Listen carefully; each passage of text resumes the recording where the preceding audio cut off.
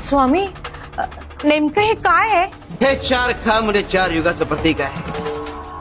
हे सतयुग, हे त्रेतायुग, द्वापर युग आणि कलियुग.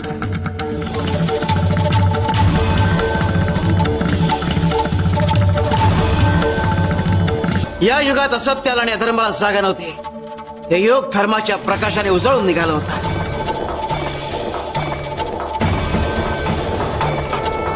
हे त्रेतायुग, इथे धर्माचा प्रकाश हळूहळू लोप पावायला सुरुवात झाली.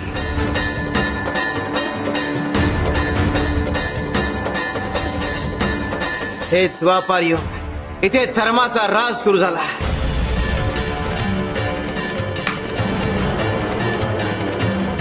हे कलियुग, इथे अधर्माचं राज्य असणारे ठरलेलं आहे. कली ब्रह्मांडात वास करतो. कली जिथे जिथे जातो तिथे तिथे स्वतः प्रभाव टाकतो.